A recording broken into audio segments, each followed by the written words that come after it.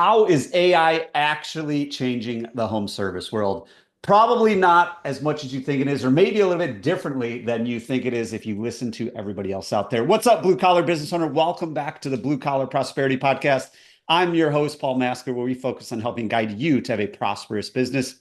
Today, we have back with us the first returning guest on the show. We're a year into this thing, Brigham Dickinson. He originally joined us last year to talk all about how do we turn our call center into a profit center and trading CSRs with power selling pros. He is back this year to discuss not only that, how the landscape has changed, why and how they're training technicians now, and where is AI actually taking us on this crazy journey. So that is Brigham Dickinson. Welcome back, Brigham. Thank you so much again for being here. What is happening today? Hey, Paul. Thanks for having me back. I didn't realize I was the first one back. You are the first return guest of the show. You should feel honored. I feel that and much more. I don't even know what to say. Awesome. Well, we are excited to have you here.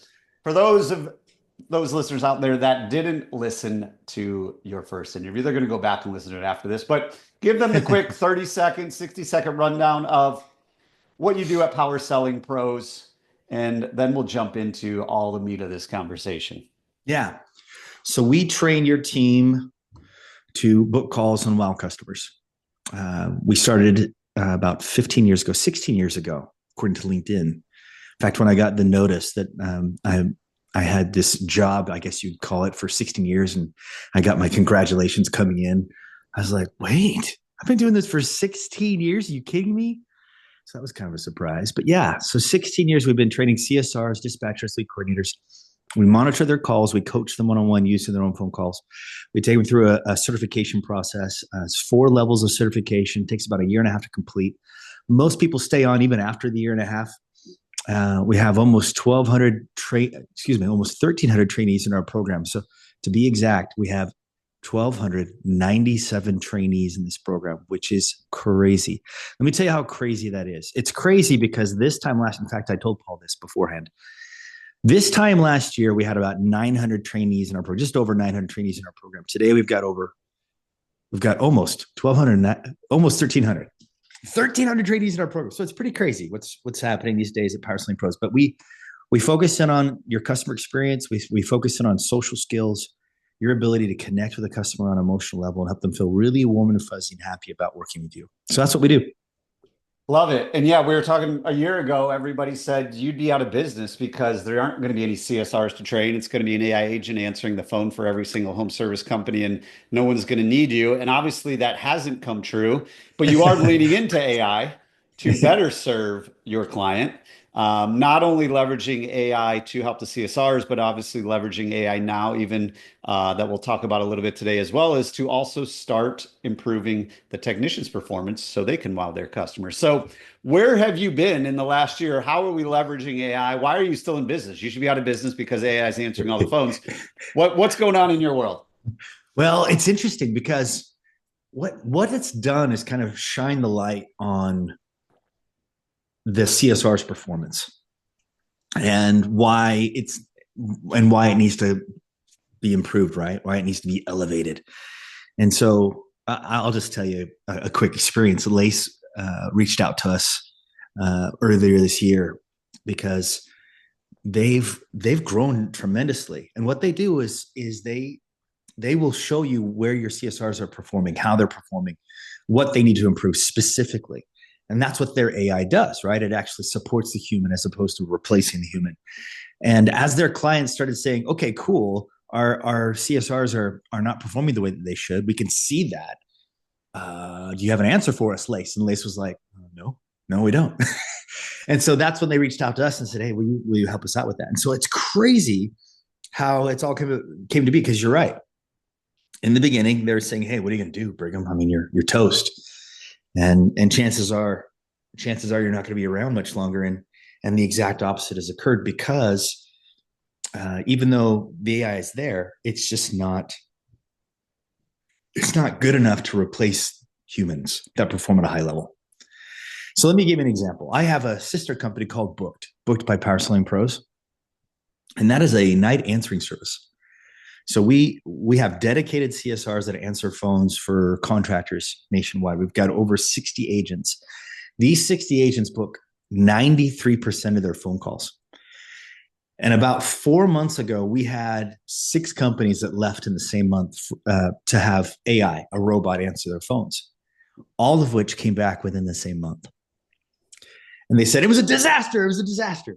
And that's kind of what's happening in the industry right now. Every time AI is demonstrated at a live event, because this is what contractors have gotten really smart to this now, right? They're not going to just come to an event and listen to AI in a phone booth with a picture perfect call. They're now going to make those who are selling the AI demonstrate in front of a live audience that it does in fact work, while the contractors there asking questions, totally setting it up to fail. I've seen this happen 3 times now at a live event where somebody's trying to demonstrate the AI and how amazing it is, and they end up hanging up on the customer every time. It's a disaster right now, right? Those who are pioneering AI, it's just not where it needs to be. And so yeah, I mean, bottom line, how do you use it? How do you leverage it? Well, what you do is, let's say that everybody's on the phone. Okay. Because even our company, even Booked, uses AI when everybody's on the phone. It's the next best thing. It's better than making them wait. So you get their information, you book the call if you can. If not, you've got a human that's going to be on top of it. So that's usually where we fall short, is we don't have humans who are on top of it. We're using things like Chirp, or we're using things like Service Titan's second chance leads. They come in via email to the contractor, but the contractor doesn't have time to call those people back. And so that's where we fall short. We fall short inside that office. We need to make sure that our team is performing at a high level to take good advantage and to kind of work alongside the AI in order for the AI to be as successful as it possibly can be. So they need to be working in tandem, as opposed to AI replacing humans. That's not going to work. And there's a lot of reasons for that. I've already mentioned several. We can talk more about others later. But as far as right now, where it's at right now, where the technology is at right now, we need to make sure our humans, our employees, okay, our team is performing at an extremely high level.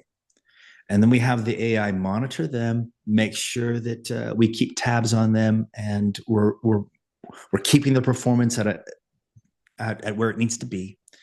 And then we have AI backup when they can't get on the phone. That's the world that we're living in right now.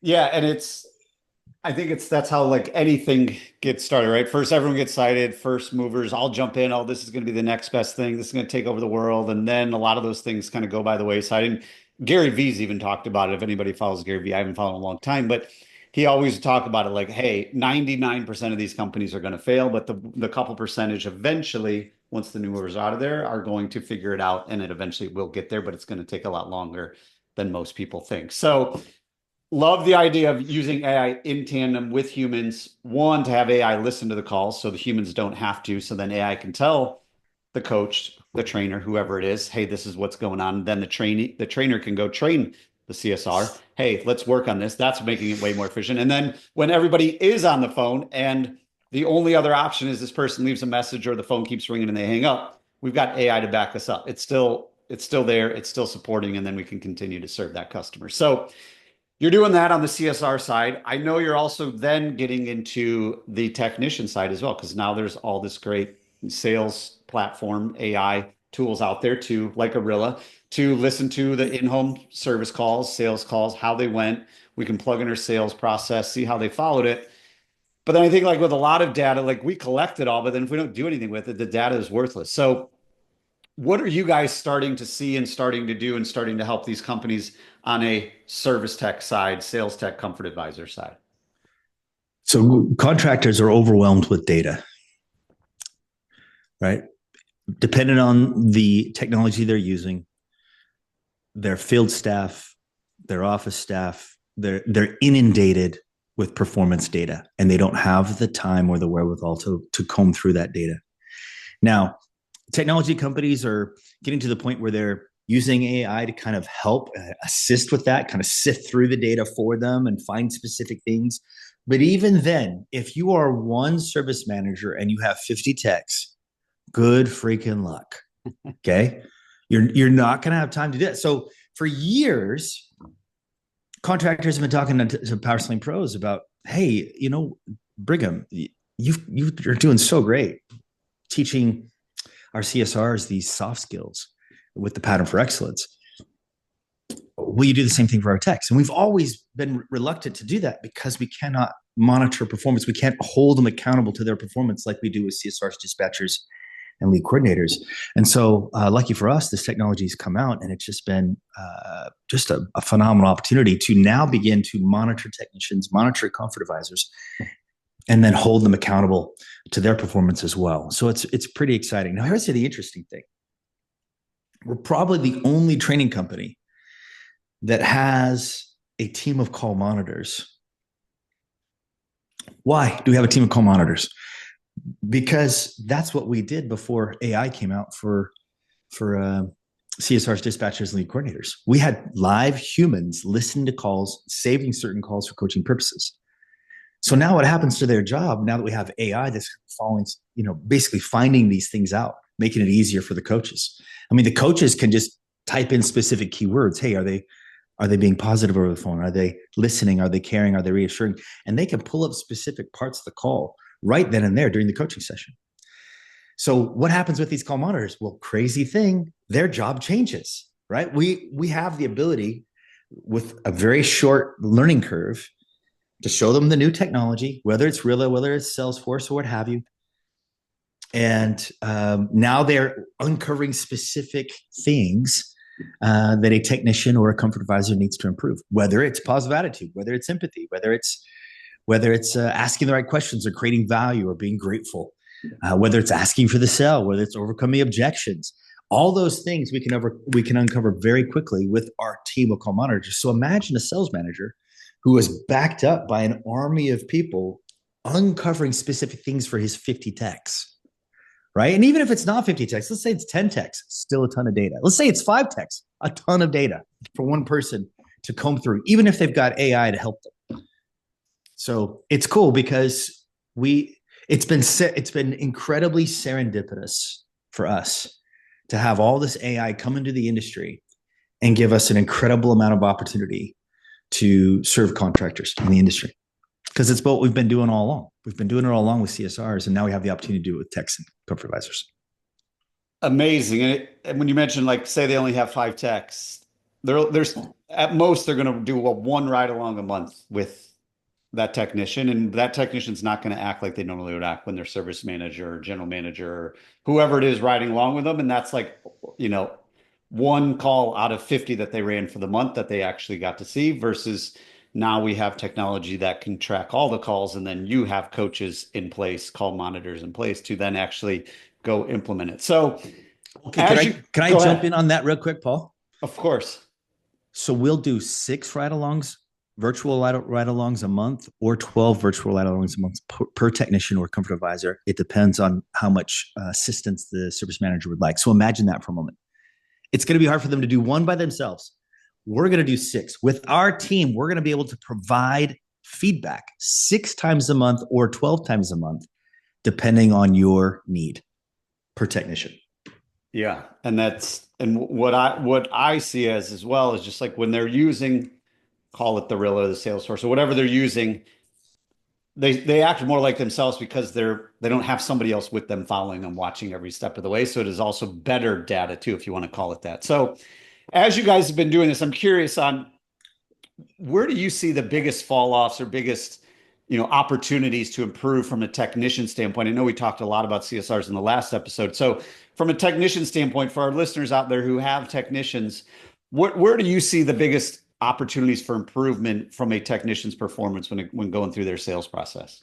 So the nuance of this AI and the constant change is affecting the performance of technicians as well as comfort advisors. Okay, there's all kinds of cool stuff coming out with not just with AI, Paul, but also things that'll make the sales process easier. Things like Mantle. I don't know if you've ever seen Mantle, but it's a really cool sales presentation that you can put it into your Service Titan platform, and Comfort Advisors could use it to provide several options to the customer and make it easy for the customer to make the choice for themselves. And it's an easier sell after you get used to it, after you're comfortable with it. Okay, imagine this. I just came back from a company who has they've had 3 different sales systems in 3 months. How do you think that's going to go over? Not very well. Okay. Let me give you another example. An incredibly successful, cause-driven organization. I don't know if you're familiar with them. It's Woodfin in Richmond, Virginia. They've got over 100 techs. They've got 7 sales coordinators. They've got over 20 people answering the phones. Paul, there isn't a more committed team than this team in the industry. Okay, it's incredible. I mean, they're right up there with, I would say the only one that resembles them is Simpson Salute in Ohio. Chad Simpson and his team. Okay, so there are those companies that are building and growing to make sure that they get a really high multiple and sell for a bunch of money to a PE group. Okay, that model, I respect it. I understand. It's America. You have every right to go after that model. And that's what's been going on for the last 5-10 years, right? Hot and heavy. But then there are the let's call them the diamonds, okay? The ones that don't, the money's a byproduct.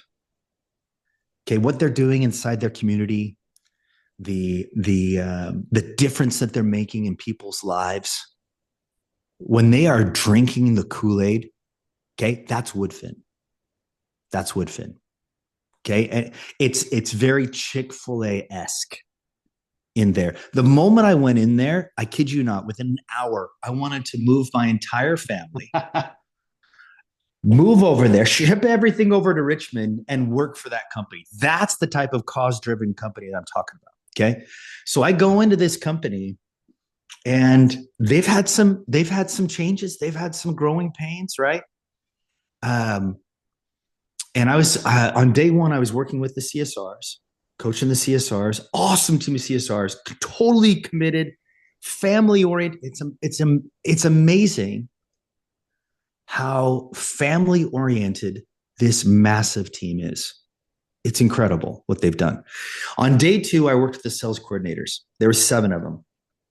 They used to have 14. But because they wanted their team to perform at a higher level, what they did is they took their top tier comfort advisors and kept them and let go of everybody else. Okay, they are going through some. Have you ever heard of EOS? Yeah. Okay, they're going through some incredible changes, right? And it takes guts. When I was talking to Chip, he's like, dude, one of the most painful things I had to do was to keep my high performing sales coordinators and tell them to take on the load and let go of friends, family members, right? So they're making good, yet painful changes inside the organization. So funny thing, on the night of day 1, I'm preparing this sales process 1 sheet, following the pattern for excellence, not knowing all the details about all their changes going on, right? And all good changes because they want to continue to grow, right? They're growing like crazy. They want to continue to grow. The next morning, I wake up after working really hard on this thing, on this sales process 1 sheet, right? Following the pattern. And I get this impression. And the impression was teach leadership in sales. And I was like, huh? And then the same impression came to me. I was like, okay, I guess that's what I'm doing. So I am there in the morning with Chip, who runs the sales team, the sales department. He's a beast. I mean, he is the coolest guy you'll ever meet. And I said, look, Chip, I need to I need to pivot.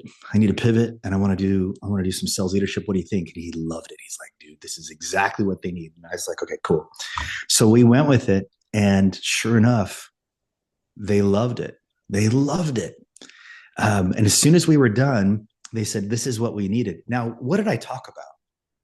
Instead of giving them one more thing they needed to do differently, I helped them pivot their focus onto their own performance and where they're at. Sometimes we get really focused on the things that we're concerned about, right? Stephen R. Covey talks about this: circle of concern versus circle of influence.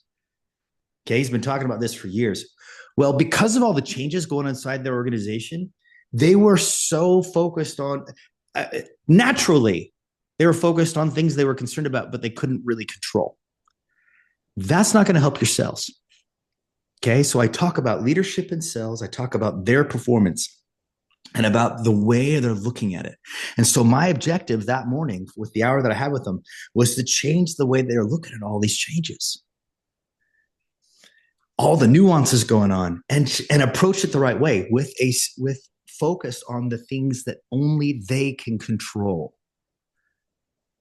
And they come out of that meeting on fire.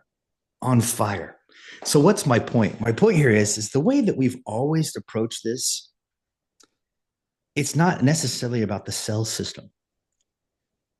Okay, it's about people and their ability to influence other people inside their circle of influence, right?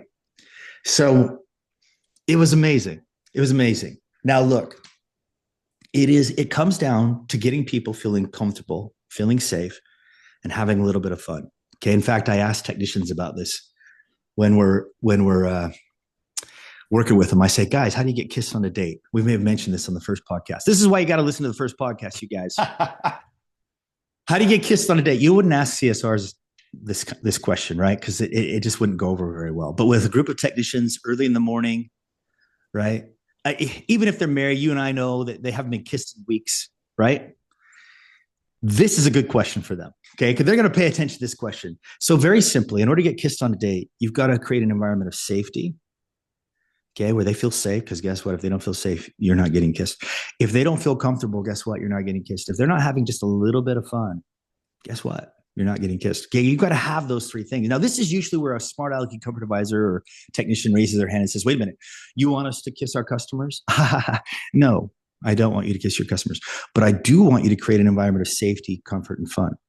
Okay, that requires people skills.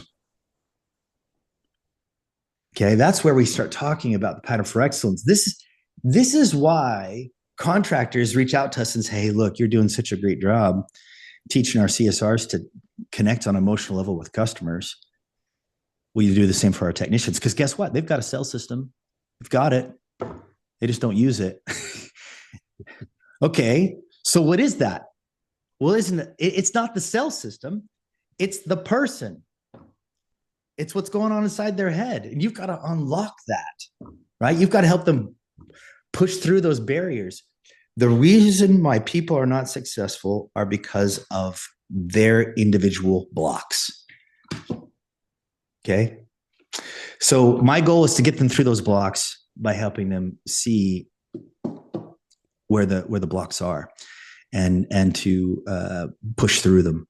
And we use that with the pattern for excellence, and we use that in our training.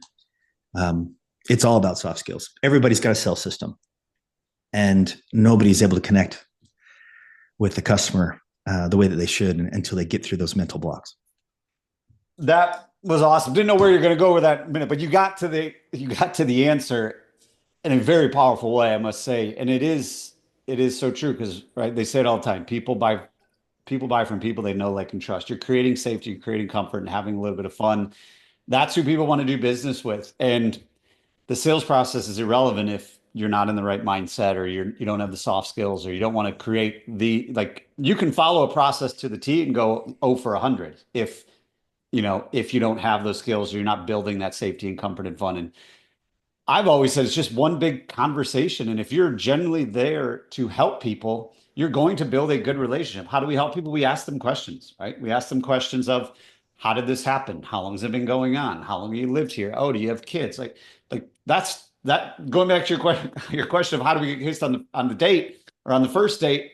We're genuinely curious in the other person that we are there with. In this case, it's the homeowner. And when you can do that, it makes it a lot easier to then tell them, hey, you need to do this. And this is the solution to solve the problem that you called us for an hour ago. So That's safety, right. comfort, fun, love it. Because I agree with you 100%.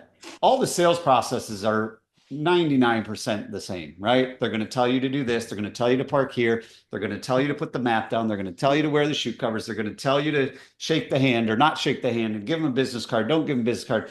But at the end of the day, none of that matters if you're not a human interacting with another human with good skills to create that environment of trust. So, Yes. great answer, great story, because things are always changing, right? And when, like the example you used, when in this day and age, home services are changing, the world is changing, business is changing. And when we can connect with our people and figure out what's really going on, and then how do we get them to perform at their highest level, the sales process takes care of itself. So I know there's people out there. We talked about this a little bit in the first episode, but not as much because AI wasn't as relevant. It is relevant now. The data is only good if we do something with it.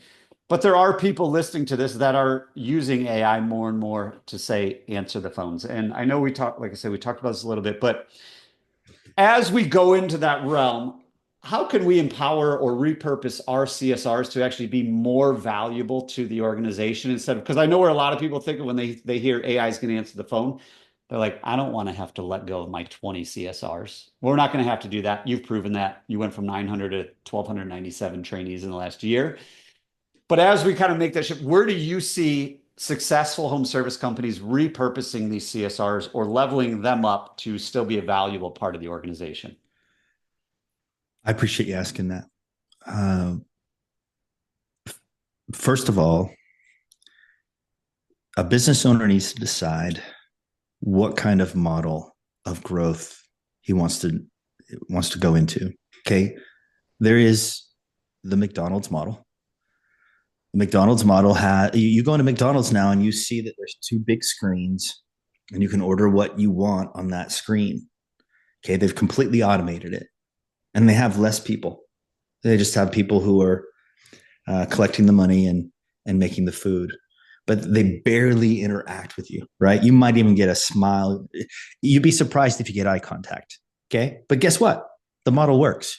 They have proven that they're actually able to get a higher ticket volume per order because the screen is able to get them to get other things or to buy extra stuff without having to interact with a human, right? The model works. It's great for them. But then there's another model, and that's the Chick-fil-A model. Now, the cool thing about the Chick-fil-A model, the only thing that keeps people from going to Chick-fil-A is the line. So true. Yeah. And so what is Chick-fil-A doing? They're doubling their sales force at the line to create a better experience at the line. Funny how Disney did the same thing, right? Most theme parks have big old long lines, but there's nothing to look at, right? You have chain link fences, herding you through to get to the roller coaster, right? It could be this amazing roller coaster. It doesn't matter because you have to be in that line for 2 hours to get to that amazing roller coaster. But the way Disney did it is they've created all these really cool things to look at as you're going through the line. Now, it still sucks to wait. Nobody likes to wait, but the wait is easier and the experience is better because of all the stuff that you're looking at during the wait. I don't know if you've ever been on Avatar at Disney World, but man, that is the most incredible waiting line on the planet because of everything that you're looking at, right? And so what Disney has done is they've focused in on improving the line. Well, okay, if we can't avoid the line, let's at least make the line a little bit better of an experience. Chick-fil-A has done the same thing. And their price reflects it, right? Their price reflects the humans that are there ushering the cars and the people through the line. And so And they create this amazing experience. You look, I'll just tell you one example. I drive up to Chick-fil-A once, and I wondered if they really freshly squeezed their lemonade every day for everyone, right? I mean, really, right? It's not concentrate. Are you sure? Right? You know what I mean? So I get up to the window in there and I said, "Do you really freshly squeeze all this lemonade?" And she said, "Oh yeah. Would you like to try some?" As if I've never tried. And of course, I acted like a ding dong. I was like, "Oh, I wonder how it tastes, right? I'll try it." Because I like the word free. Free's my favorite price. And she had me try it. And crazy thing, I bought an extra large lemonade. It's amazing how reciprocity works. But it's that human touch. Okay. It's that human touch. That model works. Here's my point. The first point that I want to make here. You need to decide whether you're going to jump into endless sameness, and you'll have to lower your price because you're the same. If I call the guy next door and you, and I get the same experience, why should I pay more for you? Okay. That's what the consumer is going to think. You jump into that pool and let robots take over. Sooner or later, it's going to work. But when it starts working, I promise you, you're jumping into a pool of sameness, endless amounts of sameness. The way you differentiate yourself is not by adding an extra this or an extra that. It's you, it's your people that are bought into the system, that are drinking the Kool-Aid, like at Woodfin, like at Simpson Salute. Okay, that's why I bring these guys up. A cause-driven business run by humans that are married to that cause. So that's number one. So those are the ones that I'm advocating for, right? Those are the ones that we work with. Those are the ones that we want to work with. You want to use the robots, use the robots. So now that we are on the same page here, right? The ones left listening to this podcast now are the ones that, yes, I want the Chick-fil-A model. Okay, cool. So you guys, let's talk. You've got a group of people inside your office. Their job is changing because now there are robots that are answering the phone, whether they're on the phone or what have you, and the AI needs to pick it up. Regardless of the situation, AI at some point is going to be involved. Okay.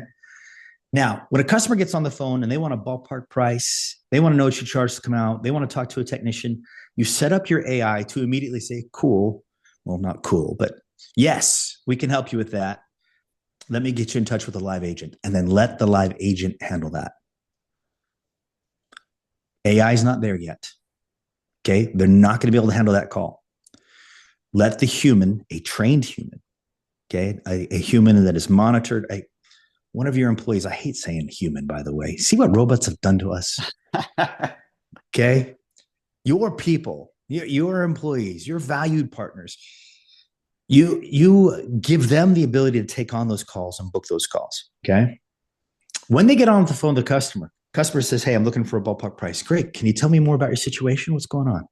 Well, I've got this air conditioner. It's blowing hot air. My gosh, that's terrible. How long has it been doing that? Oh, last couple of days. So wait a minute. You've been in this heat for the last couple of days? Yeah, it's been pretty brutal.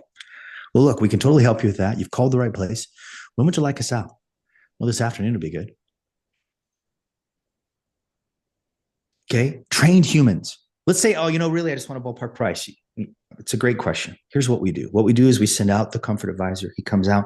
He takes a look at the situation. He does a heat load calculation. He makes sure it's running at peak efficiency.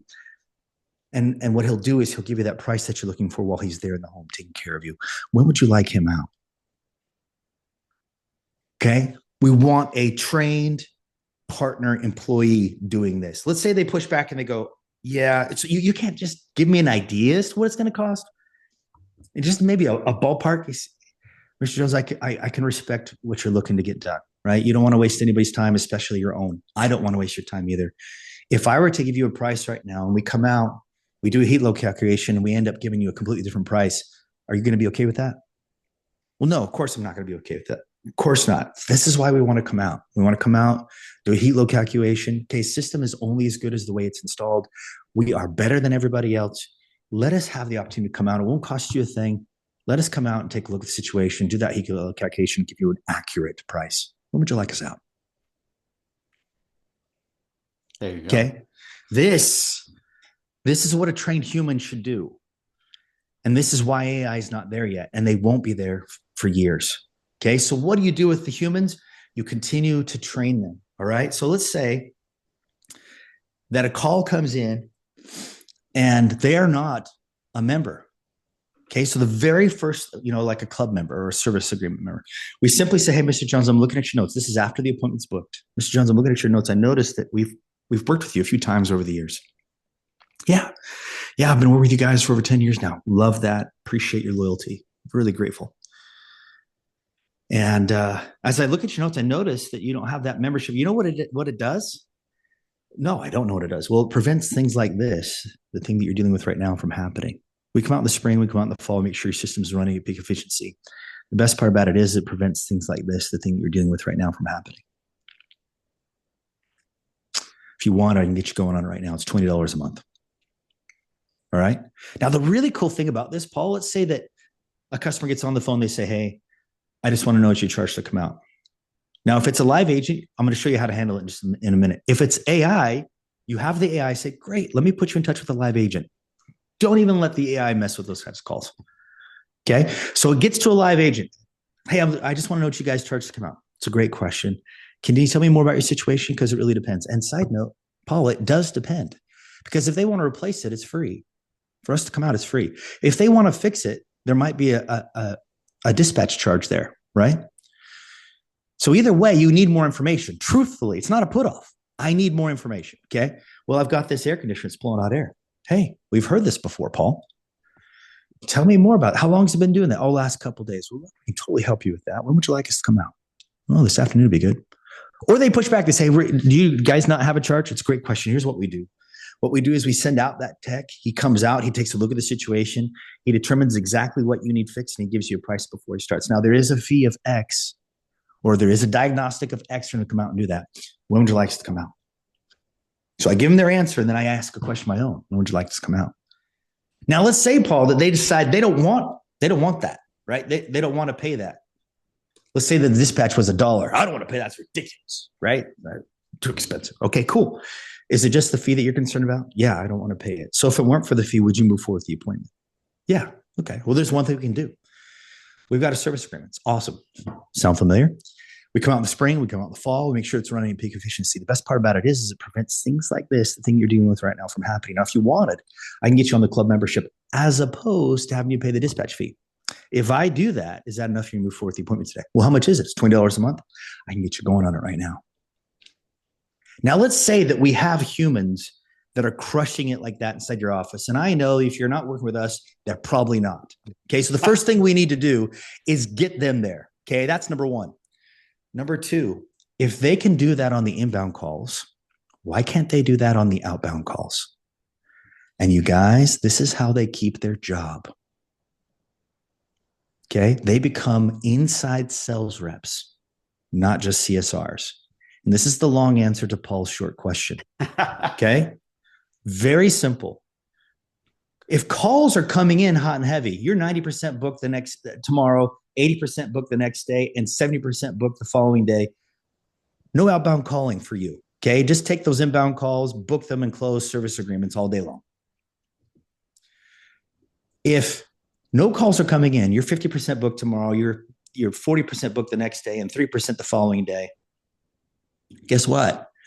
You need to be calling out. And if you've trained your CSRs, your dispatchers, lead coordinators, to sell service agreements on the inbound calls, it's going to be very easy for them to call out. Say, "Hey, Mr. Jones, I'm looking at your notes. I noticed that you don't have a club membership with us." Now, how does it start? It's a happy call, right? It's a happy call. Mr. Jones, how's it going? This is Brigham with Totally Awesome Heating and Cooling. We worked on your system 6 months ago.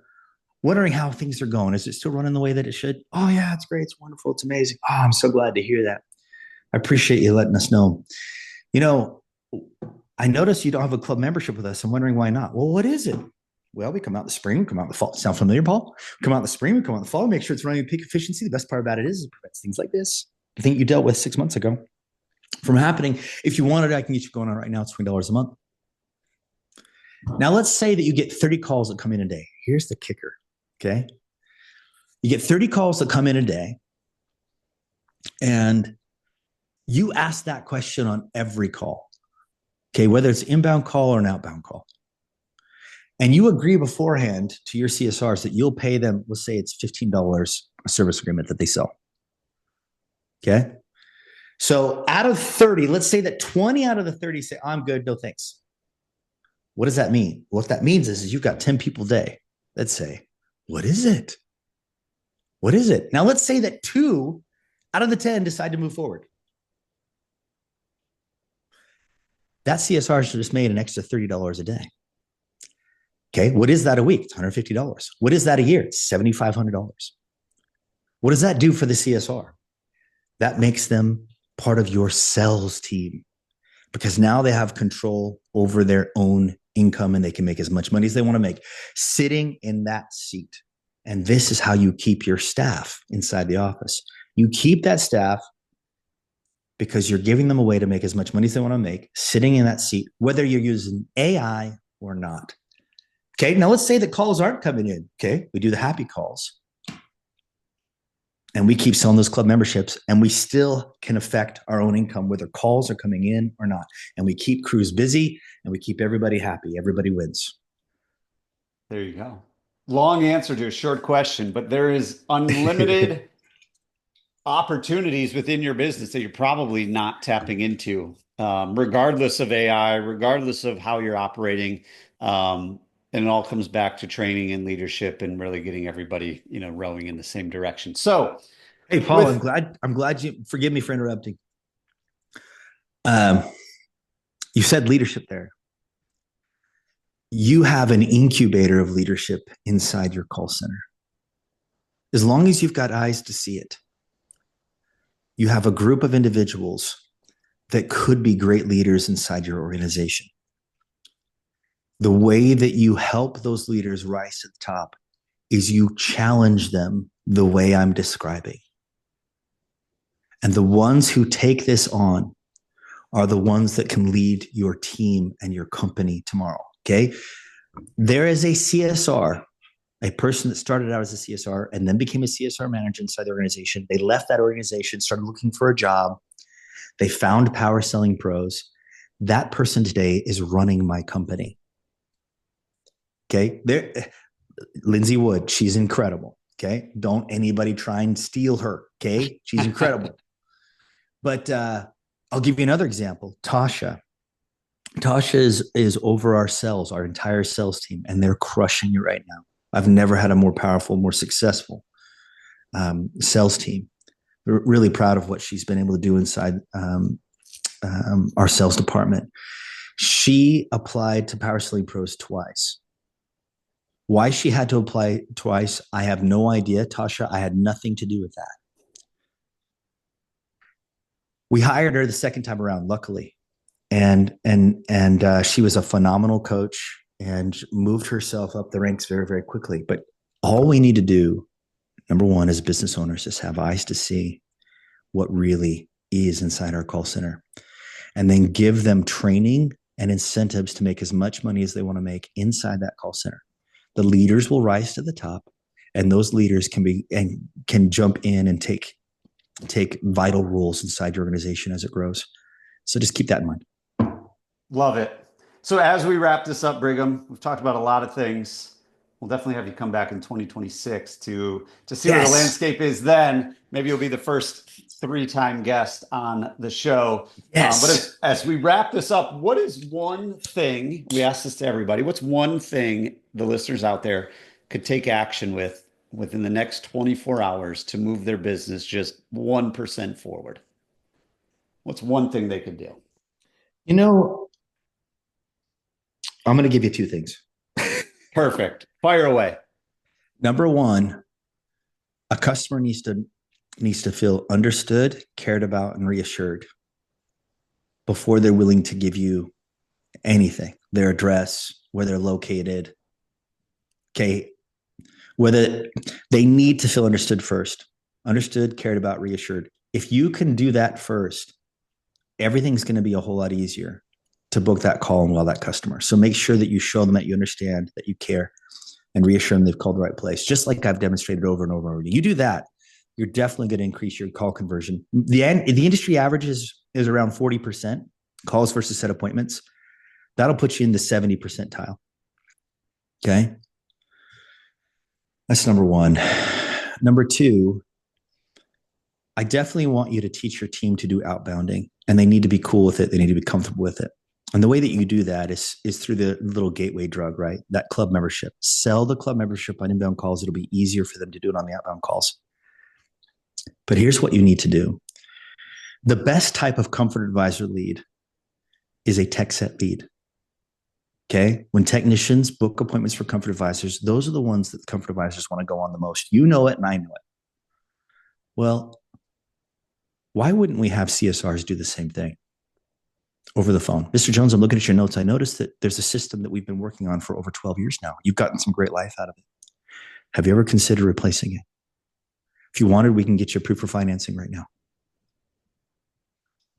Technicians do this all the time. Why don't we have CSRs that do it? And if they do it and they do it over the phone and they get financing taken care of, would you not compensate them for that? These are the types of opportunities that we need to be giving our CSRs. If we do this, it's going to make a world of difference for them. And in the end, the technician's going to appreciate them and appreciate the fact that they're doing that, because the technician will have more work to do with more service agreements. They'll stay busy year round with all those service agreements. So here's what I'm going to do, Paul. I'm going to give them access, every listener to a happy call script with your permission. Of course. That way, I won't just tell them what to do, but I can give them the tools to do what I'm suggesting, right? Yep. So there's a number for them to text. Bear with me as I pull it up here because I'm doing this on the fly.